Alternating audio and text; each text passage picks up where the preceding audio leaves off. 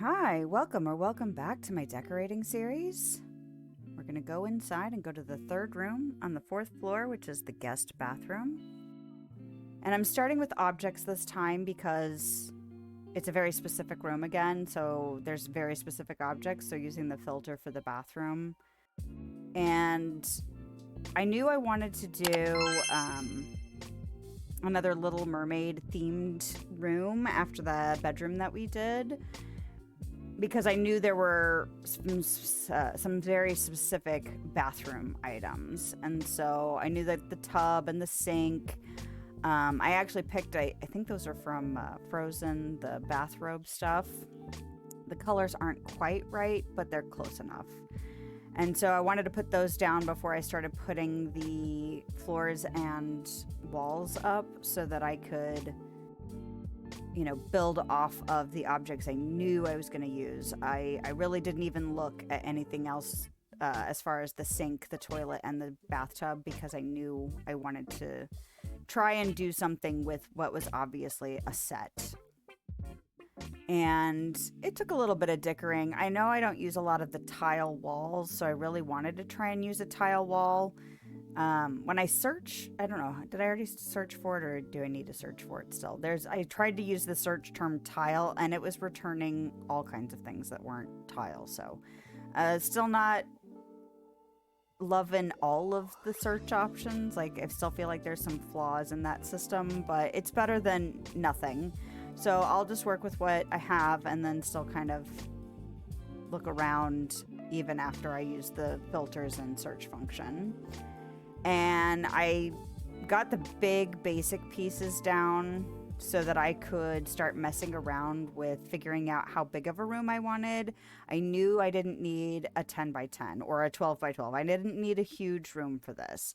So right now I'm just messing with like how I might space some stuff out so that I can measure and then resize the room, because if you make the room bigger, I think the stuff sticks around, but when you make it smaller, it takes away all of the objects. So I wanted to measure using my dance floor to measure with again. And then go back in and put the stuff in that I knew I was going to have in kind of the layout that I had it, and then start building off of that. So kind of a little bit of a different process than some of the other rooms, just because you don't need a huge bathroom. I mean, I guess you could. Although that, what is that, seaside bathtub that came with the Ariel set is massive. And I thought about putting it in here, but I was like, no, I'm going to do that in my primary suite. I think I'm going to make a gigantic, I might even make it like 12 by 12, just like this huge, like obnoxiously luxurious bathroom. Because why not? I've got a huge, luxurious bathtub to put in there, so. And I decided to use the bubble lights that were, I think they're actually Little Mermaid, but then I was like, oh yeah, I got these new colorful lights. I might see if I like them in here. Because I like them, I just wasn't sure if it would go, but I think it goes enough. And then I started thinking about wanting to do like a separation for the tub. And so I'm looking for things that could be big enough to be a partition of some sort, but not the partitions that we have, not things that are called like divider or partition. So I decided to use the waterfall feature thing as a divider to make the tub area feel a little bit more private, but also kind of build in like a changing area, like a storage area, something that would make the room feel like it wasn't just a big box, because I'm starting to really wish I could have L-shaped rooms, or just, being able to divide the room up and being limited on options. You kind of have to think outside the box, as it were, for what you could use to break up a room and make it feel like it's a wall when it's not a wall. Oh yeah, I put a little gift box in here, like give your guest a gift. I thought that was cute. I did pick the white laundry basket. It doesn't fit as well. Like, I liked the wicker rounded basket, but I didn't like the brown in here. I was really trying to lean away from using natural, like earthy type stuff. I wanted it to feel more like it might go with the, you know, aquatic, oceanic stuff, and I thought the white did better than the wicker. And then I really wish the tile could match up on those to make a double sink, but I just made a gap for them so that, you know, it wasn't as obvious that the tile didn't match up on the back of it. I kind of wish we had a tile that looked more like the tile that goes with this tub and these sinks. We just really don't. Oh, and this is where I realized, oh, that toilet's kind of squished in that corner. For as big and luxurious as this bathroom feels, it's kind of odd to have that toilet be squished in a corner.